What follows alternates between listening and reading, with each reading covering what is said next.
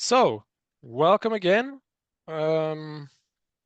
Maybe some of you already participated in NinjaOne's webinars. So today we talk about compliance, about NIS2 again. And yeah, it's about getting ready for NIS2. And we are actually today doing a partner talk. And this actually brings me directly to the introduction of our wonderful speaker that we have today, which is Olivier. So Hi, everyone. I let you, Wonderful. yeah, Wow. I let you present yourself real quick, Olivier. Yes. Hi, everyone. I'm the IT director of Alticap. Alticap is a small, is an MSP in France. We've been partner with NinjaOne since 2019, and I think we were one of the first partner in France, major partner in France with NinjaOne, and we had a long road together. Yeah, yeah, no, absolutely. Actually, I had the honor to work with Olivier in the very beginning in 2019, and yeah, since then we have been colleagues in a way. We have been working Yeah. together, so that's wonderful. And yeah, we have a European webinar today also. So Olivier is obviously from France. I'm from Germany, and my name is York, as you can see on the screen here. I work as a product marketing manager for Ninja in Berlin. And we want to talk again about this topic, NIS2. We had another webinar actually in December last year, but we thought that it would be really nice to get some experience from our customers who are actually concerned by this new European regulation. And there's also like, yeah, it's an ongoing topic, right? It will never, or it will not stop at some point. And actually I checked the figures. The rollout is still kind of slow.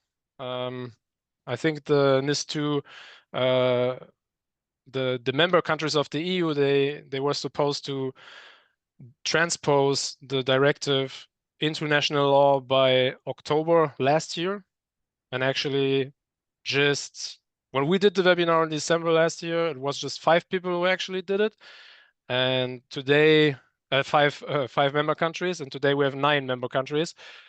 So the progress is not super fast. Obviously, in big member countries such as Germany and France, you know, getting the governments together was not so easy over a couple of months.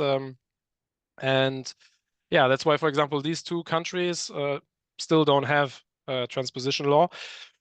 But the European Commission is pressing hard on this topic, and in end of November last year, they already started infringement procedures on 5 member countries. So we see companies are lagging a bit behind. So that's why we thought for this year 25, it would be good to follow the topic and yeah, to have someone like Olivier share his experience. He's actually going through the process at the moment. So he's not done yet, right, Olivier? I think you're Well, like you still, said, it's an yeah, ongoing process. Well, yeah, yes, we started, but it's never going to end. exactly. Yeah, so I just gonna do a little refresher here in the beginning. First, a couple of housekeeping items I almost forgot. Obviously, we will record this webinar. We'll send it out afterwards. If you have questions, please put them in the Q&A section. And as usual, for the people that have been to other webinars of Ninja, we will do the raffle at the end where one happy participant can win the DJI drone. The condition is that you need to stay on until the end. Yes, so let's just do like a little refresher. Who's actually concerned by NIS2? So obviously the purpose of all these compliance regulations is to improve the general protection against cyber criminals, against threat actors. And when we look at NIS1, for example, there were only 7 sectors. And now we can see that the European Union wants to really enlarge the pool of companies that are regulated. So in NIS2, we have 18, so 11 new sectors. And there's, I think, 190,000 companies that are directly regulated. That's the estimation. So we see here really the goal is to harmonize cybersecurity standards across the EU and to also make the pool of regulated companies larger, add new sectors, and also introduce thresholds which include much smaller companies. There's many reports and many research over the last years, many evidence that small and medium-sized businesses are actually attacked quite a lot because threat actors, they are obviously acting like professional businesses. They want to make money, so they also go for targets that are easier, right? That are easy prey. And specifically regarding NIS2, I remember one conversation I had on a trade show. It was a manager that was really stressed by this topic. He was a candy manufacturer, and now he is like he's falls into the category of food production basically. And yeah, he really starts from zero and he has to get compliant now. So yeah, he probably will have quite a long road to get compliant. So yeah, here the sectors you can see them on the screen, and I already mentioned. So we have the sectors of high criticality and the other critical sectors. So these are the two categories, and then we have another system of classification, which are the essential and the important entities. And here you can see the size, which is which is the requirement. And for example, for the small ones, for the important entities, it's already starts at 50 employees. And actually, Olivier and I did the webinar in French yesterday, and there was one participant that realized on the webinar that he is an MSP, and he actually needs to be compliant. This is actually also one of the reasons why we as a vendor, Ninja, we take so much interest in this topic, because let's maybe jump back. We can see here in the sectors of high criticality, we have MSPs and MSSPs, so managed service providers and managed security service providers. We have many of those customers. We even asked ourselves the questions, right? Are we considered critical infrastructure? I mean, we render digital services and so on. Obviously, our product is very important in IT, in your IT environment and your IT architecture. So that's why I'm very happy also about this, that we really decided to take this very proactive approach, which means that even though maybe we don't fall directly under NIS2, we still proactively decided to hire an external audit company and to make sure that we still fulfill all the requirements. So we are already compliant with NIS2. If you're a Ninja customer, this is certainly very important information for you. I will also share a bit later the link in the chat to our trust center, which you can also share with your clients and your partners if you have clients and partners that are within these sectors of high criticality or the other critical sectors. So yeah, again, here the sizes. So we have the medium importance and the large essential entities. Actually, we will see with Olivier in a bit what category he falls in and what his path, what his process is to get NIS2 compliant. And yeah, and actually,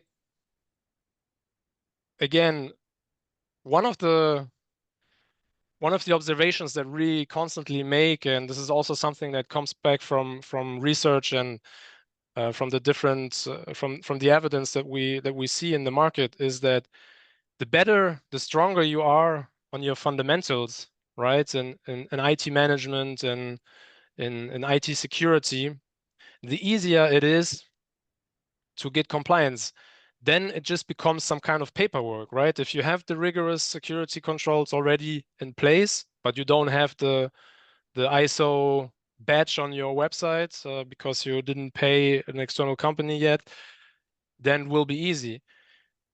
But if you don't have this strong basis, then it's much more complicated. And the European Agency for Cybersecurity, they also obviously monitor this, and they made a pretty big research across all European member countries, and they observed also a big increase, 27% of investments that go into cybersecurity. And the interesting thing here is these investments don't go like into the fancy kind of new topics. They go into the really strengthening and maintaining the baseline of cybersecurity. So it's not blockchain, it's not AI and so on. Actually, it's really into strengthening the foundations, because now more companies are regulated and more companies are realizing, oh, maybe I need to do something about my security. And another thing that they pointed out is that the companies that were already regulated, or entities, some of them are government companies, obviously, or government entities that were already regulated by NIS1, they today have much better security measures in place and much better controls in average than the ones that are new, that now were maybe neglecting this topic throughout the last years, but now they are more forced to take action. And we can look at this as a kind of as a negative thing, but we can also look at this as an opportunity. And I think Olivier really has this approach also, something that I really appreciated about Olivier. So let's take a step and Okay. let's listen to Olivier. I stop my share. Okay. I let you share your screen, Yeah, Olivier. I'll switch my share my screen.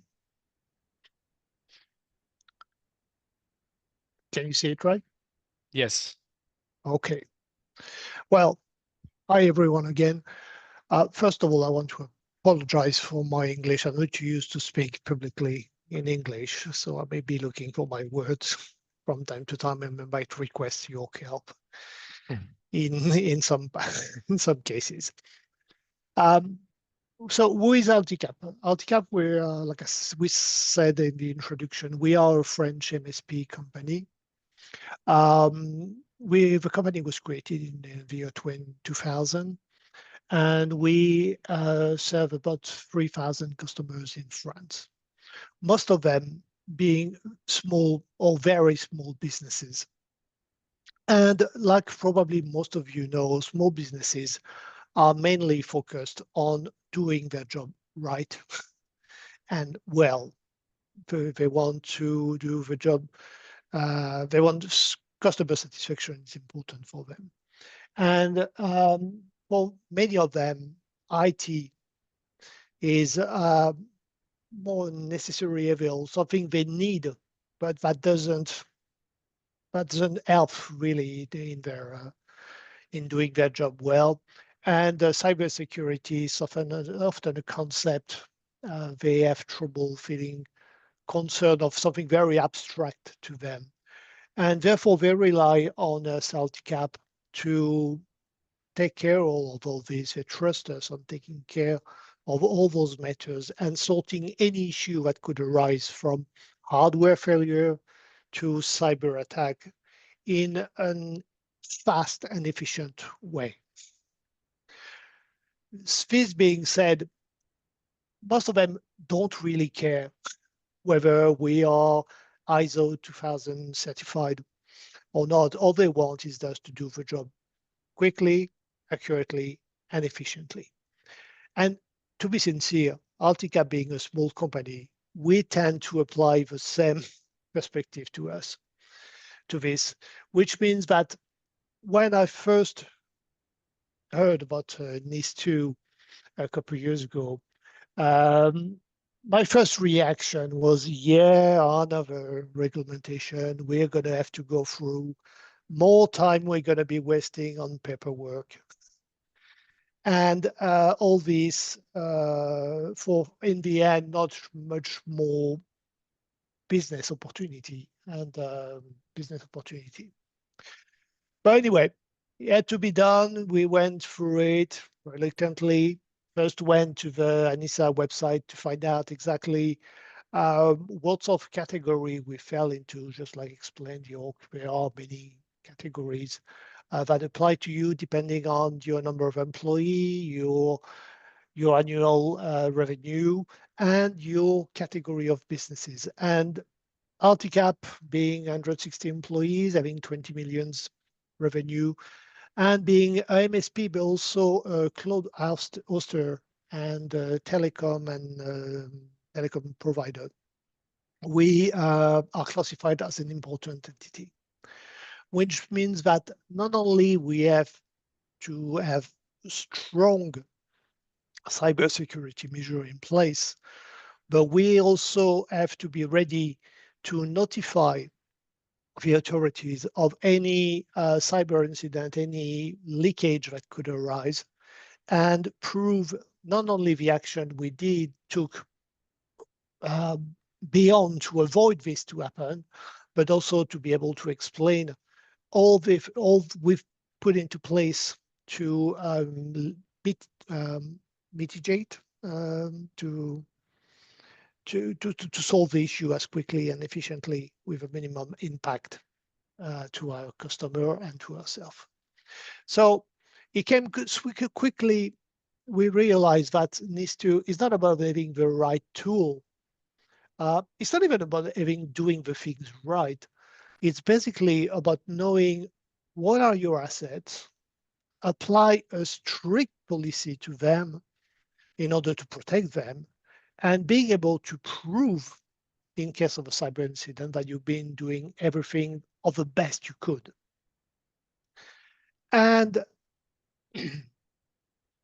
and therefore, my first step at this point was to go to my management and request the help of an external auditor, because I didn't want to be the one to decide whether my IT system was good enough or compliant enough with NIS2. I needed an external um, audit. And fortunately, that audit pointed out a lot of very good things in the way we do it. Not surprisingly, I guess, but in terms of network security, cyber security, training, backup, vulnerability management, all this was already in place. But as the auditor pointed out, most of the case, it is where it is done, but in an unstructured way. What they pointed out basically is, yes, a few things could be improved in terms of technicality, but most of the problem pointed out was how little was written about the process, what we do, what are the policies in place, are they approved by the top management, is there a real commitment from the company for maintaining that level of security, and how do we process, how are we prepared in case there is a cyber incident? How do we notify our thousands of customers? How do we notify the authorities? And are we ready to try to block any problem that could arise? And among the good things that the auditor pointed out were many times, in many cases, NinjaOne came up as a very good asset into the way we do the things right. We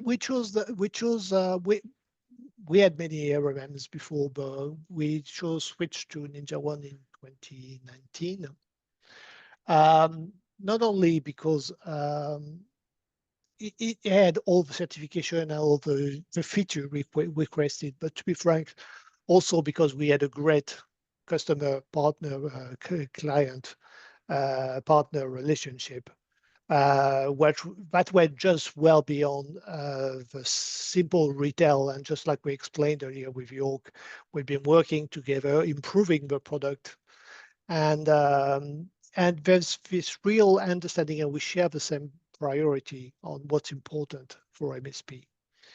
And beyond that, in terms of security, the main feature that what I consider to be crucial in NinjaOne are the automatic provisioning of IT staff, which means that the minute we onboard a new technician, a new salesperson, and they had the proper training, there's no task to be done. I mean, it's automatically provisioned into Ninja, so they get the access to NinjaOne portal, but they also get it with the right roles and properties access that required to do their job right.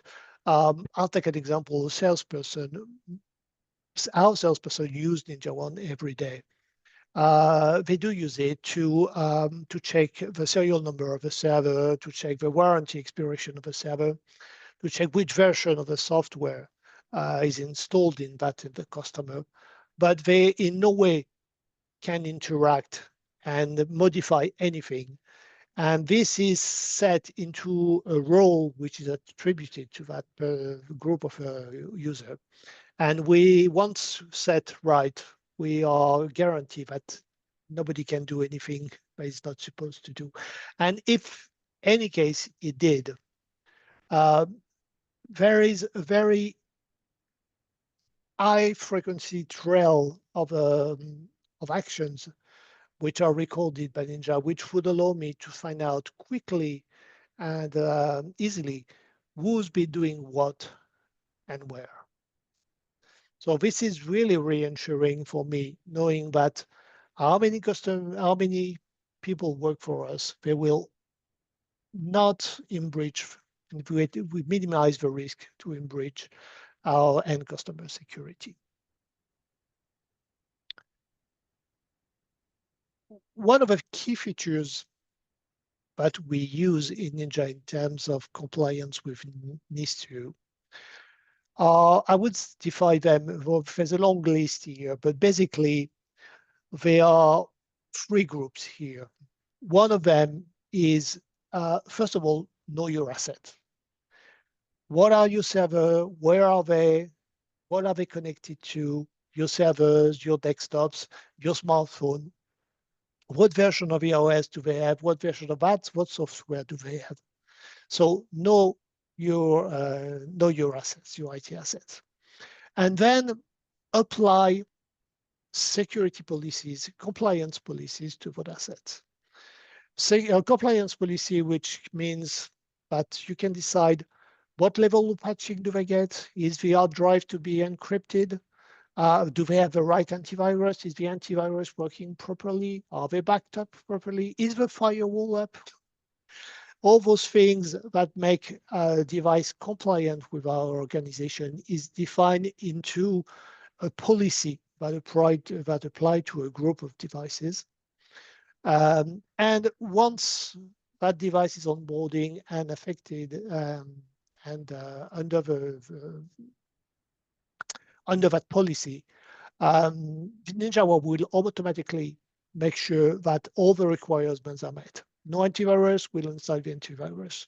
No backup, we'll do the backup. Not encrypted, we'll do the encryption. And if by any chance or by any trick, one of our users end up to overcome and change any of those settings within a couple of minutes, the automated remediation will set everything right and notify us.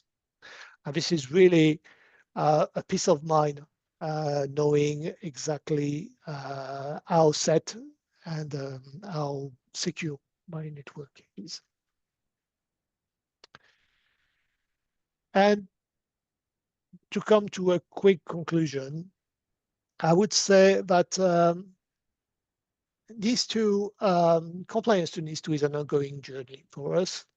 And I don't think it will be for anybody to say, I am compliant with this one, now I can rest and stop, because security is a matter that needs to be constantly improved, regularly checked, and regularly improved.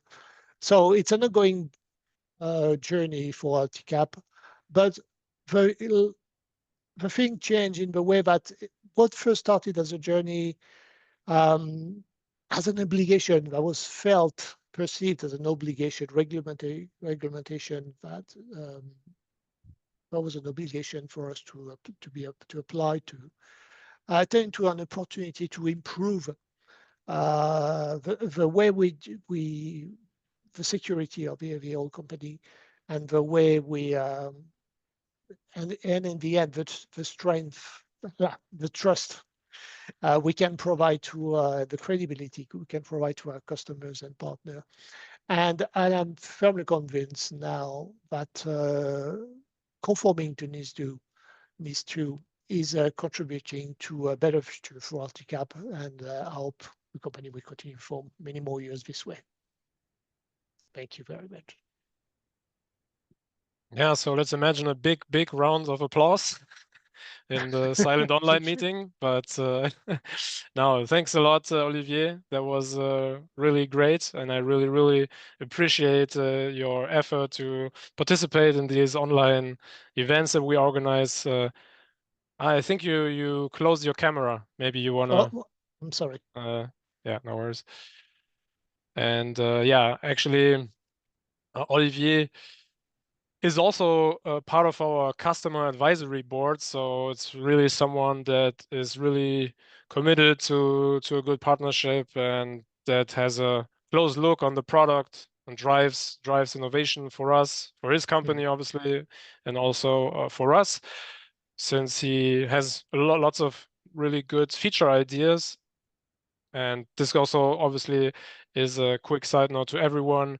If you trial Ninja, if you look at the tool NinjaOne, then we are really open to this type of feedback, and we really ask you to provide that. We have a public roadmap where you can also submit these requests, feature requests.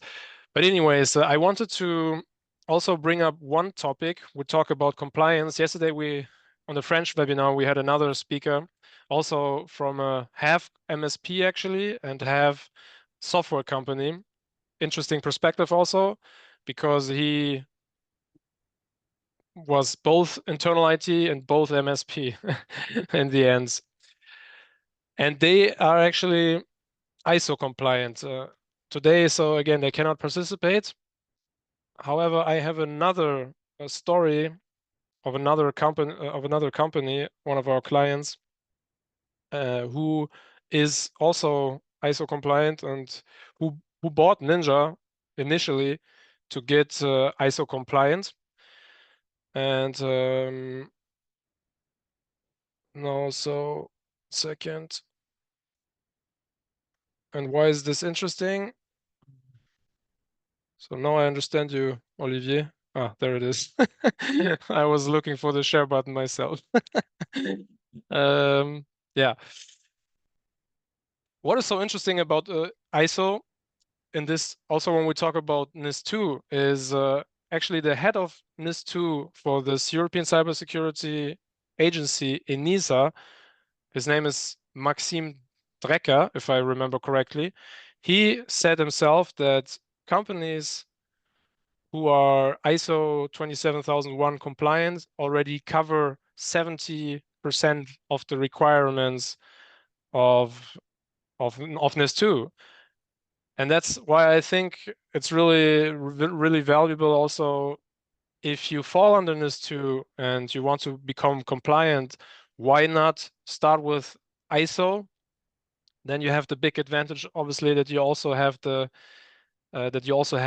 badge, the certification that you can share on your website, and that you can share with your customers and so on. It already helps you to cover most of the technical requirements, most of the procedural organizational requirements, and then obviously there's still a gap.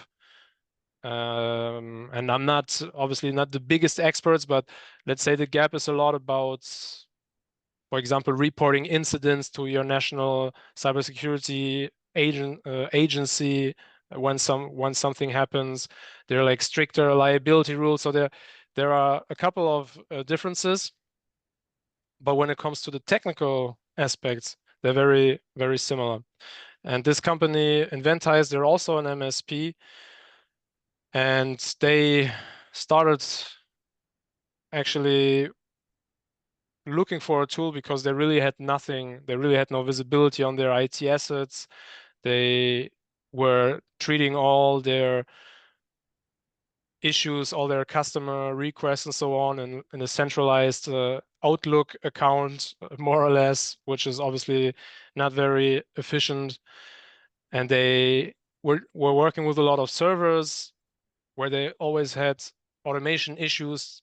They had to do weekly patchings on SQL servers, for example, and then typically new patches would generate incompatibilities with phone systems and so on. So on Monday, they were always having a lot of fun fixing phone systems that were not working properly.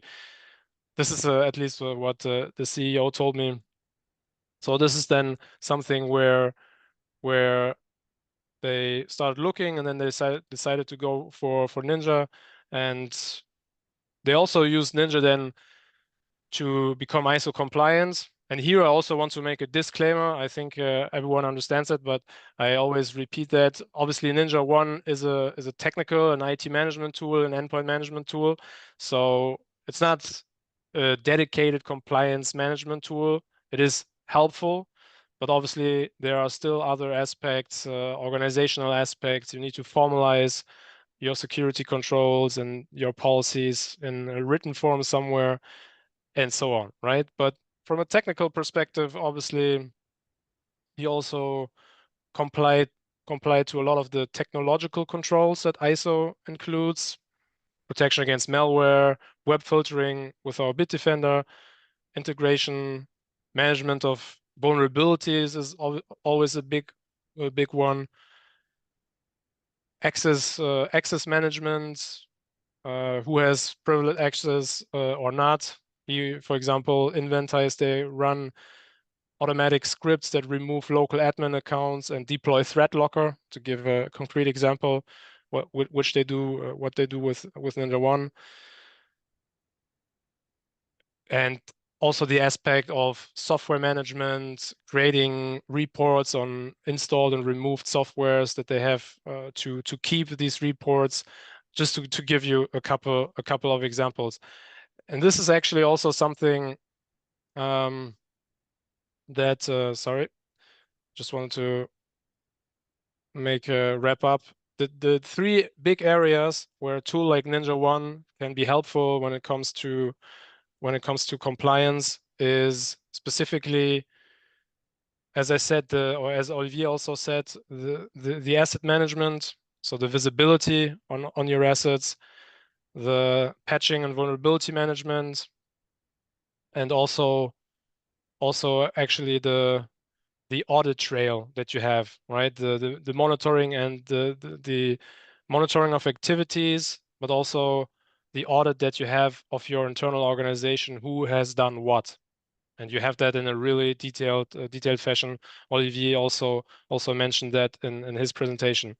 Here's a quick overview of NinjaOne. So at the center, we have the endpoint management. So Ninja is cloud-based. The central piece is obviously the patch management and vulnerability management. So now we even prefer to say, yeah, vulnerability remediation and patch management. So you can really orchestrate that together. Software deployment, monitoring, which is actually also important for NIS2. It's important for ISO. Then automations, script-based automations, also using the API. Olivier, for example, is someone that uses the API heavily. which can be very helpful when you need to create reports for compliance purposes, and maybe your tool of choice, if it's Ninja or another one, will not by default produce a report as you need it. Then you might still take the information and create the reports based on the requirements that you have to fulfill, right? And then there are other modules. Today, we want to focus on the ones that are specifically interesting for compliance reasons. So let me share 1 second here my NinjaOne dashboard, so we can have a quick look. And I also, if you have questions here on the NinjaOne platform, don't hesitate, put them in the Q&A section. I also want to include Olivier in this, since he can give some real-time feedback on how he uses it in his experience as an IT infrastructure manager with quite a big team. How many technicians do you have in your team at the moment, Something Olivier? around bit less than 40. So yeah, quite a big team, and they are spread across 13 agencies, if I remember correctly, right? Yes, Yeah. So 13 agencies across France. across France. France. So obviously a lot of coordination that you need, a lot of remote devices, a lot of devices spread out a lot geographically. So a good overview is really important there, right? And this is one of the big things. You also say that always, right? That you need that visibility, Olivier. Actually, may I ask you, do you work with reports, or you really rely only on the API? Just when No, we talk we about. do rely. I must admit, we don't really use the report except in very specific cases. Mm, We rely a lot on the API because we have an external ticketing system. I know you provide the ticketing system incorporated into NinjaOne, but we historically used an external ticketing system, mm, and we use the API to transfer any incident to our ticketing system, and we do generate reports from the ticketing system. yeah. Yeah, you have But on the other end, what we use a lot is the device group, yeah. which gives us the possibility beyond the report, which is something rather formal. But the problem is finding out, for example, there's a security threat on such or such version of 7-zip, for example, a few weeks ago. There was a problem with Hmm. 7-zip. Out of my 10,000 devices, which one have the right version, don't have the right version of 7-zip? Yeah. I mean, this is just, I'm always amazed how quickly I can get access to that information with the use of NinjaOne, making what you call a group, which is basically a filtered view on the live devices, recording it and then sharing it with my team and saying, well, you click on group wrong version of 7-zip, and they get an instantaneous view of all the devices which are affected by the problem and need patch management, software patch management. Yeah. I'm kind of like doing this here at the same time. So you can create these groups very easily here, for example, in this device section. Mhm. And then you can directly, yeah, take action on these groups. There's another overview here, for example, in the main dashboard level, where you can also filter for whatever software you're looking for. And from here, like if it's like really urgent, you can select all the applications. You can go and uninstall them from here, Yep. or you can also use the patching overview. So there's many different overviews in Ninja that you can use for different purposes. But for example, I think the device grid that we offer here, you also use this for a lot of other purposes. I mean, for security purposes, as you mentioned now with 7-zip, but I remember from our preparation discussions, also for operational topics, let's say everyone knows that Windows 10 arrives at the end Yep. at an end of life, right? Not end of life, but it's the end of Microsoft support. I think when was it? October or November this year, I think, right? It's October. Yeah. So what you can do is you can also create groups. So here you can load groups, so different types of groups. So there are built-in groups. As you can hear, doesn't have AV managed by Ninja. Has a specific here it has Adobe patched, has Gravity Zone and so on. Obviously, it has Sentinel-1. So you have these pre-built, but you can also create your custom ones, and then you can create a group like that. Windows 11 readiness, let's say. So you see, it's just one click. It immediately shows you the list of the devices. So here I'm in a group now, but I always have the possibility also to change here the columns that I see based on my requirements. And there's really all the data basically that you have in Ninja. You can visualize them here in tables, and you can always here select devices or the entire group, and you can take action easily from here. For example, there are different scripts in Ninja. So here we have a device, for example, where there's no information. So I could select this device, and then I can go here and I can run a script. Ninja also provides a lot of scripts by default that allow you to do all kinds of automations, all kinds of actions. So let me see if I find the script. So here we have a script, for example, that checks the readiness. So we can run that.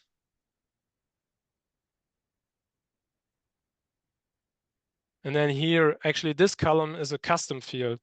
And now he will run the script on the device, and he will then update the table on the on this view.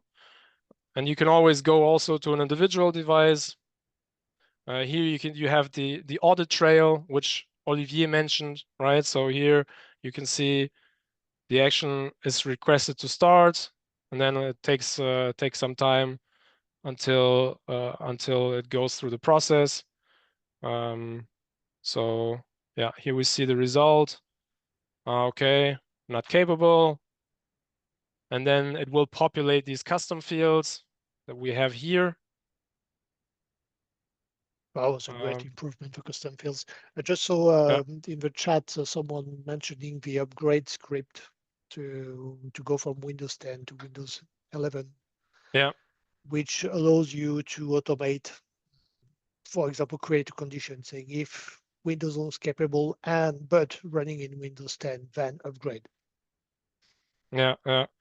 You mean using the new feature compound conditions or? For example, using a new feature compound condition and a new script that was made available with version 8 that Yeah, allows. exactly. Yeah. There are questions about the remote tools. Maybe you could compliment. I'm sorry, I'm doing the Yeah, no animation of worries, the no worries. script. You mean in the Q&A? Do you have special training or I just hands? saw someone querying about remote tools. So yes, there are many options to connect to Ah, the end yeah. device. No. Personally, I use a lot the PowerShell command tool, which means I can interact in command line with a device without interfering with the end user. But there's also the way there's a new the way to take control, a bit like competitor product, like to take control graphically and uh, and, and see the desktop, the end user's desktop. Yeah. And this is the PowerShell console Olivier just mentioned. Yeah, that's just a great tool. It's amazing. I've done Yeah. so many things through that. Yeah. Olivier is very impressive. I remember when one time I was working with on another project with another customer and so on, and I asked Olivier for help.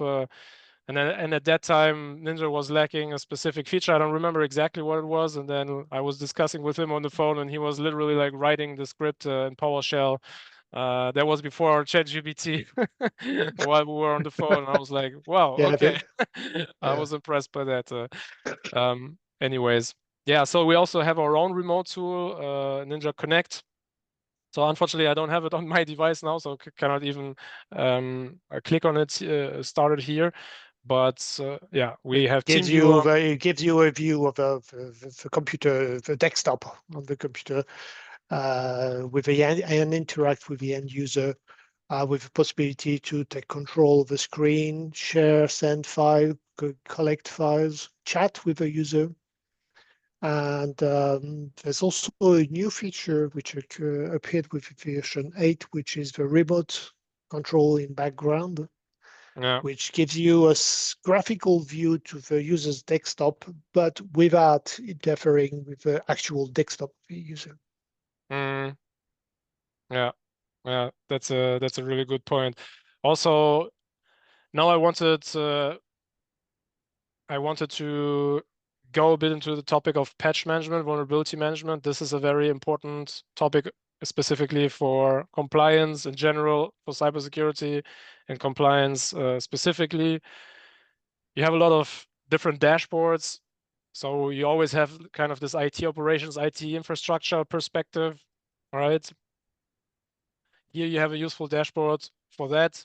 When we talk about really rolling out patches, having an overview, how many patches I have installed, how many are failed, how many are still pending, so they're open. So here, top devices with failed patches that you can, everything is clickable, so you can investigate quickly. But then since a couple of releases, since a couple of months, we also have this wonderful vulnerability dashboard, right? So here, what you can also do is you can import vulnerabilities now with 8.0 also automatically via the API from other tools. If you use Qualys or Rapid7 or tools like that, even Sentinel-1 or specific endpoint protection products that also do vulnerability scanning. So you have here the CVE, obviously. You have, I mean, information if it's a managed device by Ninja, if it's unmanaged, what client, and so on. And something that is new now with 8.0 is actually here this link between source and remediation. So you see like the CVE, and then you see directly mapped to that the KB number that you can then remediate with Ninja, and you have that tracking. This is for the people that are using vulnerability scanners. Ninja by itself also provides quite a lot of, or most of the information that you need for vulnerabilities. Let's say the CVE numbers, for example, like when we here take a look at the list of pending OS patches. So you can see here, I have a CVE, I have the CVE, the CVSS score, the number of devices, and I can also create alerts on this and automatically deploy and fix and remediate that patch. So here you can also use that automation. And you have all that information as well for the third-party applications. So Yep. here we have, yeah, 7-zip, for example, that we just talked about, right? So here you can, so this is, you can reject, you can approve, etc. And you see here the CVSS and the CVE number for the third-party applications. And one thing also, now we can come back to this device grid. So remediating failed patches is a really annoying task, right, Olivier?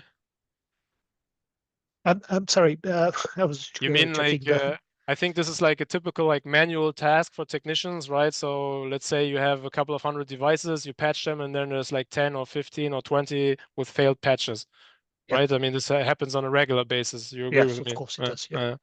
Yeah, so here, for example, you can also use the groups mentioned by Olivier easily, where you can set a filter, let's say, OS patches, and then you filter specifically for failed patches. And here, this is even like completely cross OS. So you can see here, I have Linux, I have Mac, I have Windows, I have different devices. They have vulnerabilities, they have failed patches. I mean, they all have failed patches. That's the common denominator here. And what you can do is you can create a scheduled task that runs on a regular basis, right? So on the, let's say, daily for the failed patches, or weekly. I mean, daily would make sense. You want to really make sure that these patches get rolled out. And then we have, this is also a new possibility. We have these new native scripts, which allow you to automatically apply an OS patch for Windows, for Mac, for Linux, and even for the third-party applications here for now at the moment, Windows and Mac. So and you can even like go ahead and add all of these native scripts, and then based on the alert, Ninja will obviously, based on the device, Ninja will only execute the script that is supposed to fix Apple or Windows and so on. So you can have that as an additional layer. Or you can also build like a similar automation in the policies. So policies, for those that don't know Ninja, policies are really like the central management piece where you can define all the rules, all the automations that you want to apply, all the security and the compliance policies. And when we talk about the patching again, you can here work with a CVSS score alert when, for example, you define the threshold 9 or more, and 9, everyone agrees, CVSS scores with 9 or higher are really critical. And then you can also here go ahead and work with these apply patches. Here, OS patch apply, software patch apply. So you can cover both the OS and both the third-party application pieces. So, and then you have here the antivirus policy. Olivier mentioned that, right? So you can automatically, if you roll out on a new group of devices, you can automatically roll out SentinelOne or Bitdefender or CrowdStrike or whatever endpoint protection solution you want to use. And yeah, here you have the policy, the patch management here. Is there anything like what would be your recommendations? How do you handle the patching, Olivier? For do you Well, segment your devices a lot, or do you yeah, we have? do segment the Mm, devices. We do segment the devices, even though you implemented an AI analysis of patch, which gives you an estimation of how reliable and what are the side effects of that patch. But we tend to segment the patching of servers mostly, and laptop, desktop, we tend to patch on a regular basis without worrying too much. mm, But on servers, basically the main rule is that we patch a quarter of the servers on the first Sunday of every week of every month, then the second quarter of the second Sunday, third quarter, and so on. So a quarter of the device servers every Sunday, which means that if any problem occurs with the first server's patching, I can stop that specific patch to apply to the rest of the customers for the next month, for the next Sunday. yeah. I don't know if I'm making sense. Yeah, no, absolutely, Oh, absolutely, okay. absolutely. You mentioned um you Sentiment mentioned analysis. the AI sentiment analysis. So do you Mhm. guys work with that already? Well, Do you use? we do Yeah. rely on it. Well, patching is always a touchy subject. It's basically you're tempted not to touch anything because it's working fine. But especially cybersecurity pressure is there to force you to push a new patch. But we all experience catastrophe. I'm sure all of us around this webinar had bad experience of patch that actually, in order to correct one security features, basically crash the whole server. So the sentiment, I think you call it sentiment analysis in sentiment English. analysis. Yeah. Yeah. Gives you an overview, the NinjaOne point of view of how reliable that patch. What's the other customer's experience on that patch? Is it working? Is it apply? Does it appear stable? Does it appear to do what it's meant to do without too many side effects?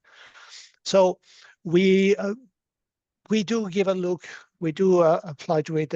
We to decide whether how urgent we need to apply that patch on a regular basis. We apply anything critical important Mhm. automatically, but we tend to give a look now and see if there are side effects to be expected.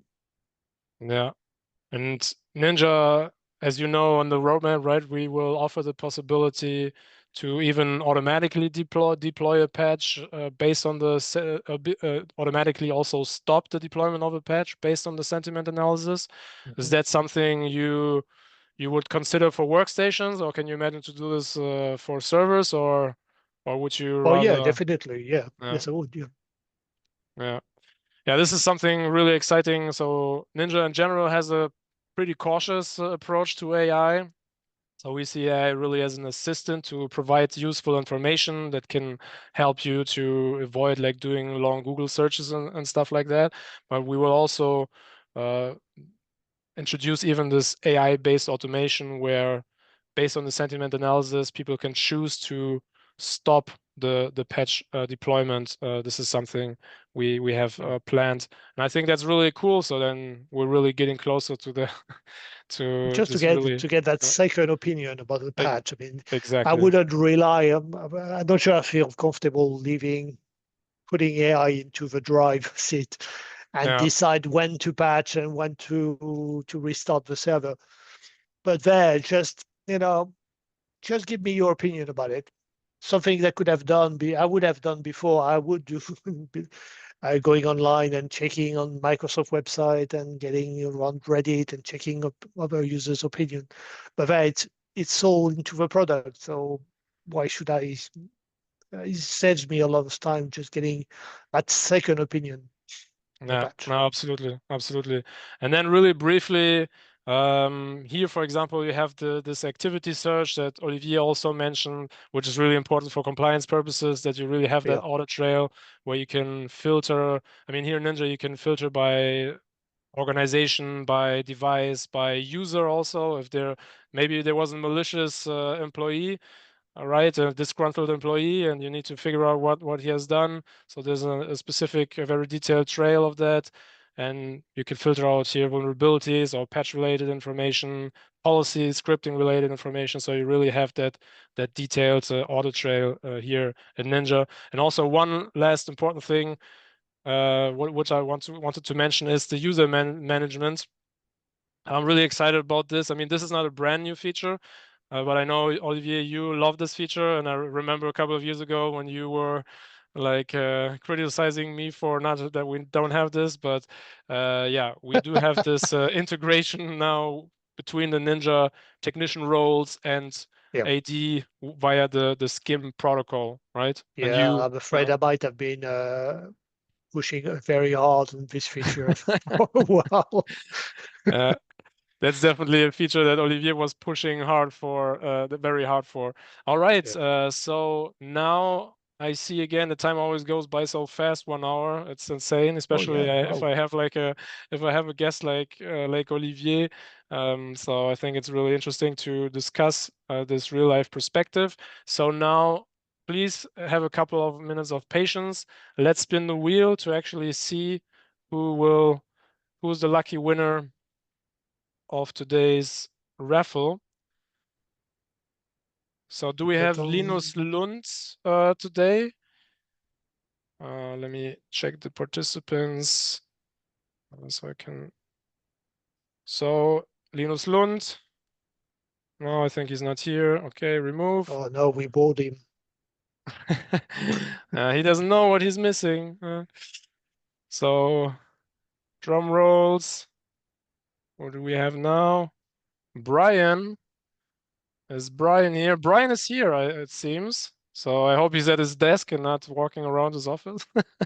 Brian, can you maybe write a quick message? He's I can trying all the new features he I can discovered. see him. I am there. There he is. Well, Awesome. congratulations, Ryan. Congratulations. Congratulations, Brian. So we will contact you within the next couple of business days and then check your address and send this wonderful drone over to you. I hope you will have fun with that in the summer. Take some nice pictures. And thanks a lot again to you, Olivier. You're one of our truly inspiring partners, and hope to do Absolutely. another webinar with you. And wish everyone a nice day. See you soon, guys. Bye, everybody. Have a Bye. nice day.